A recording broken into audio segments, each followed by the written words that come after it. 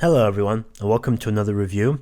Before I get started, I'd like to give a big shout out to Audio Sanctuary and New Malden, London, for providing me these three review units, basically their demo units that they use in store, of the HD660S, the HD650, and the HD600.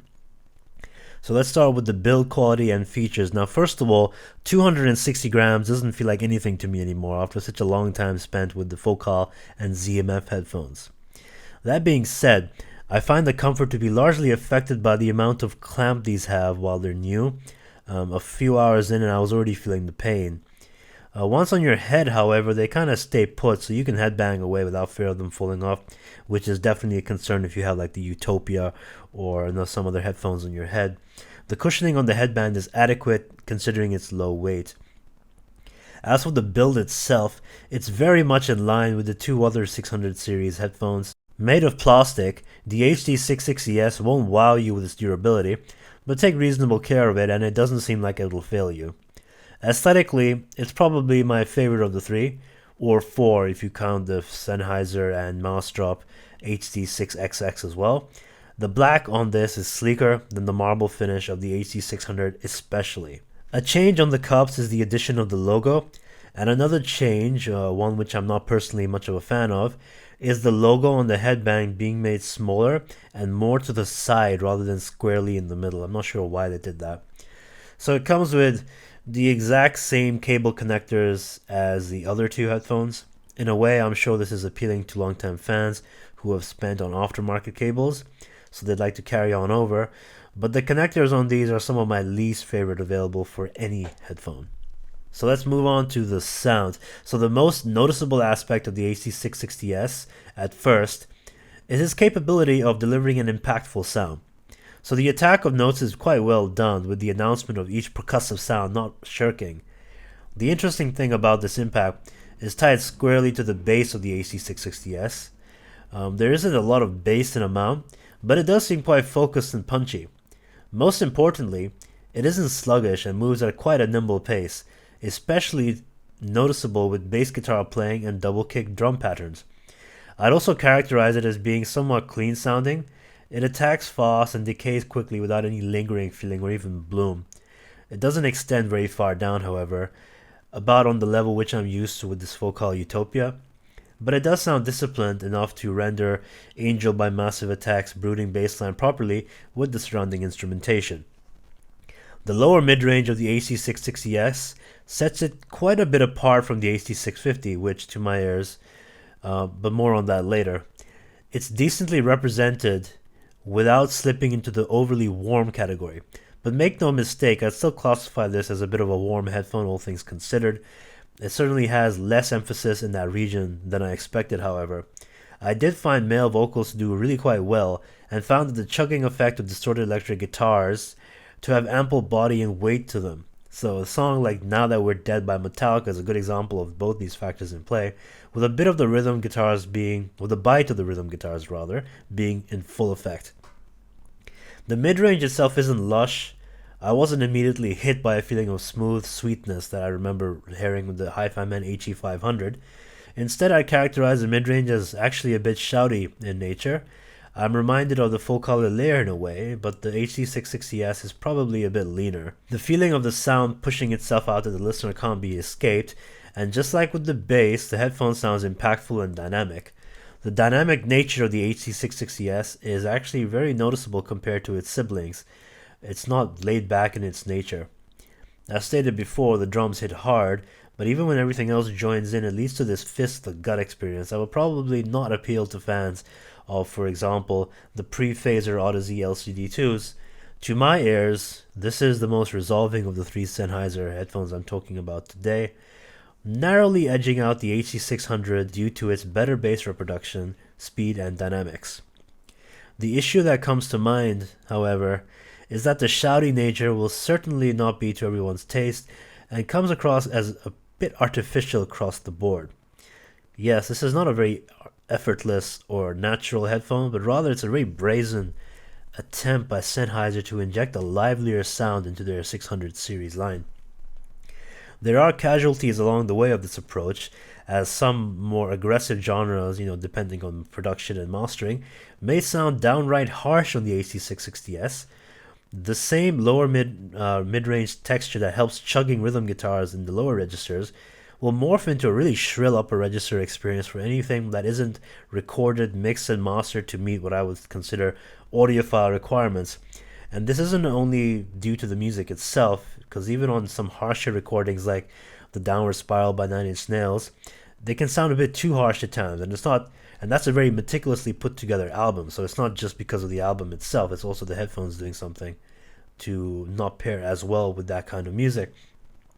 What's interesting is that genres like classic rock and jazz definitely benefit from this added aggression, and the separation of instruments doesn't descend into like a hodgepodge or a mess very often, no matter the source material.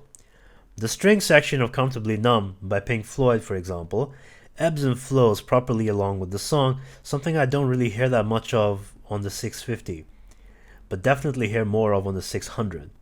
But the detail retrieval of the 660S is in effect too, with the Nashville-tuned acoustic guitar in the background being a lot more noticeable on the 660S than on the 650.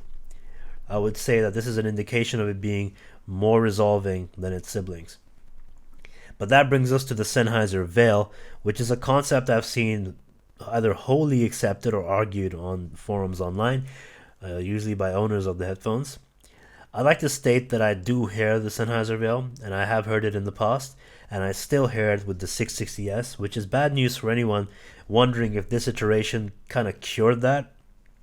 The interesting part of the treble on the 660S is that, while it is still slightly veiled, it puts up a hell of a fight for better or worse.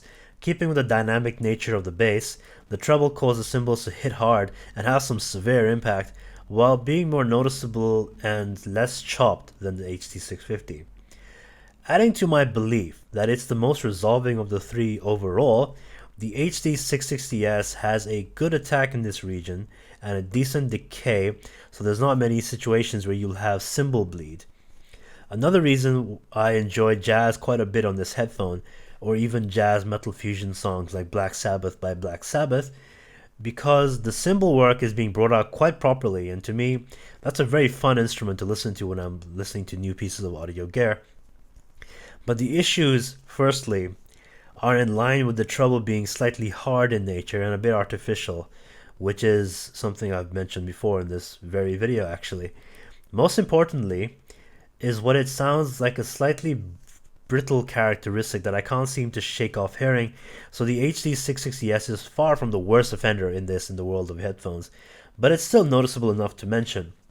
So again, this isn't the worst. The worst pairings of this seem to be more compressed, loud, and slightly abrasive music, and I'm sure somebody will argue that this is more of the fault of the source material than the headphones. They might even call this headphone extra revealing because of that, but this is not entirely the case, as the ability of headphones to keep things together at the seams when faced with such a recording is quite important to me anyway.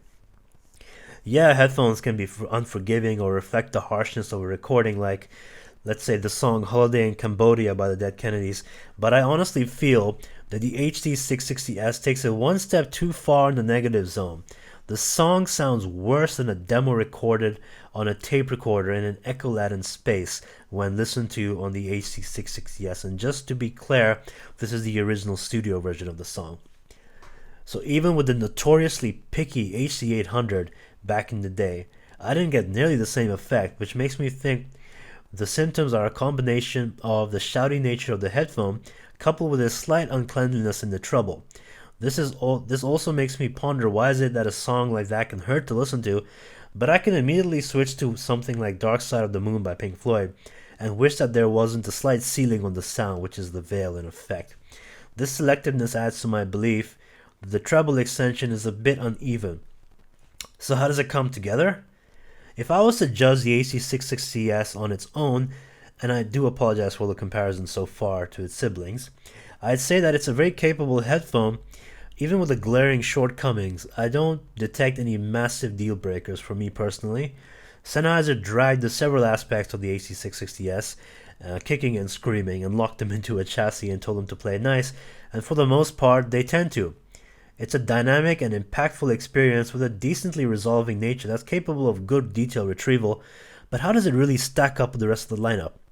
Sadly, I'm not fully equipped to answer this question as I have not participated much in the HD 600 and 650 culture very much beyond owning a 600 back in the day, before I even started my reviews. So when I mentioned the 600 series culture, I'm not exaggerating because there's a large amount of people out there who are committed to having and sometimes modding their HD650 experiences. There is a belief that the headphone scales would gear several times its MSRP in value, leading to the infinite scaling meme that we nerds in the audio community know of. So let's get to the comparisons. Let's go with the 650 first. So the HD650, in the form of the Mossdrop and Sennheiser HD660S, and its ability to be obtained for $200 is a huge selling point in 2017. But it's been a staple in the audiophile community for far, far longer. So the first thing I wanted to test was the belief that the HD660S was an HD650 with sub-bass that I'd seen floating around the audio community. So I compared the two with the 3-minute and 27-second mark of Why So Serious by Hans Zimmer off of the Dark Knight soundtrack. So this deep and rumbling sub-bass section can sound downright muted on some headphones. While it isn't so on the HD650, I found that the section to have far better body and control on the HD660S. It's important to note that this isn't just sub-bass rumbling that's going on here, but a very low string section accompanying it, building to a near nauseating suspense in the track. The HD660S was able to represent those aspects along with the bass at a more refined level than the stock 650, due to its superior ability to separate the bass with the accompanying frequencies. So on this HD650, I felt I was missing out on both some impact and perhaps some of the notes themselves, as the overall experience was quieter. So as you may expect, the softer bass impact of the HD650 extended to everything else that I listened to as well, and the feeling was a bit odd coming directly from the HD660S after a while. The softer bass impact and less intricate separation of the HD650 highlights its lesser ability to separate the bass and lower mid-range compared to the newer headphone. While there isn't unfathomable bass bleed, there is a distinct feeling of melding going on that is better handled on the HD660S. This leads to the overall sound of the HD650 being quite warm, especially compared to its two siblings, so I found the mid-range to be an easier listen on the HD660S. However, it has more body to it. While it's definitely thicker here, it lacks a bit of the texture that the HD660S has that lets distorted guitars especially sound as raw as they should. So there's a feeling of smoothing going on in the HD650. There's a certain boominess that's also present on this headphone, with Now That We're Dead by Metallica. It has the bass guitar and the rhythm guitar crunch meld to be slightly bloated. I found the HD650 to be a more veiled experience than the HD660S as well, but it also lacks the very shouty nature of the newer headphone. It also doesn't possess the treble harshness of the HD660S, which can have at times. So Holiday in Cambodia, again, is on the opposite end of the spectrum when it comes to reproduction on the HD650. Instead of being harsh like on the HD660S, it's overly smooth and distant instead of biting. Also, both headphones have similarly intimate soundstage, but I do feel that the HD660S has slightly superior imaging where there's less of a blind spot in the front center channel. So the lesson detail retrieval is also heard on cymbal patterns. Gloria Step by the Bill Evans Trio on Sunday at the Village Vanguard sounds much more immediate in its percussion on the HD660S. Not only that, but the cymbal impact and decay is both softer and even a bit rolled on the HD650 by comparison. The snare sound on the left channel is slightly intruded upon by the upright bass guitar work as well, reminding me that the HD660S indeed separates better. So couple all of the above with the fact that the HD650 in stock form is so veiled that, and it should be a no-brainer that the HD660S is the better headphone, right? Well, it isn't that simple. So price to performance and mods aside, the AC650 might be more to the liking of several folks simply due to its more cohesive overall sound. So I've quite easily ticked off ways in this review where the HD660S does something better than the HD650 at a more competent level, but the overall feel of the older headphones seems more even to my ears, and I'm not even a fan of any three of these headphones. Again, this is subjective, but I think that the various little triumphs that the HD660S has in this comparison don't entirely add up to the decisive advantage overall. It still is the shoutier of the two headphones, and it's still the most treble uneven of the two headphones, and it's also the most artificial sounding of the two. So the HD650 is more laid back and, dare I say, a little bit more of a comfortable listen. My personal tastes, with the Utopia being my favorite headphone at all, actually fall more into the presentation of the HD660S camp, but my nitpicking nature can't entirely overlook the treble and tonal issues in this comparison. After all, I don't only listen to jazz and classic rock. So let's talk about the HD600 now. What I enjoyed immediately after switching to the HD600 was the sense of depth the sound gained over the 660S. So while the newer headphone is punchier and more impactful, it can sound thin and strident compared to the HD600 at times. So the 600 is the most mid-range centric of the three headphones, and it has my favorite presentation in this regard. The reason for this is, firstly, the lack of lower mid-range and bass bloat that I hear with the 650. Secondly, and most importantly, the presentation is a step above the 660S when it comes to effortless and natural sound, so the bass of the HD600 is the most muted of the three headphones, and it remains largely in its own camp and doesn't intrude like the HD650 can at times. There is still a heft in the low end of the headphone that doesn't completely eliminate the sensation of bass, but it's hardly ideal for genres dependent on slam and rumble, for which the HD660S is a better choice. Overall impact is also less frantic than on the HD660S, but it seems slightly more pronounced in the HD650. The sub-bass rumble, and why so serious once again, is also weaker and less controlled than on the HD660S, but the instrumental has a certain sheen around that is more interesting to me. It's not smooth like on the HD650, but it's definitely softer and less harsh of an experience than the HD660S during those crashing moments in the song. This distinct lack of troublesome glare compared to the HD660S is not to be understated. It, coupled with the lack of bass bloat, makes this my favorite of the 600 series. The HD660S has a more open sound and retains more texture overall, but the musicality of the HD600 is hard to beat for the newer headphone. Not only is the HD600 more cohesive and natural sounding, its detail retrieval is no slouch itself. Also, the treble is more even, up to the point where it falls off that veil cliff ultimately, whereas the HD660S extends just a bit further before meeting its own similar demise. But the road up there, is rockier. So just for clarification, the soundstage of both these headphones is similar once again, but the imaging on the HD660S sounds better to me and it seems a little bit less hard-panned than the HD600. And also, very importantly, I like to talk about amping really quickly. The HD660S is 150 ohms impedance, whereas the original HD600 and 650 are 300 ohms. Now, I have to, despite this, I use similar volume on my amplifier within maybe one or two steps on the stepped attenuator. I feel like this is a good time to briefly explain my mentality going into all of these reviews, because I don't do these to offer purchase advice from my readers or viewers, but rather to express my thoughts and opinions on audio gear. This is largely curiosity based on my end, and I find it difficult to answer questions asking me to decide on gear for people, which I do see in the comments quite a few times. I'm stating this now because I have no idea personally if the HD660S is a worthy purchase at its MSRP price for either the fans of the HD600 series or for people looking to buy any of the three as an introduction into the Sennheiser line.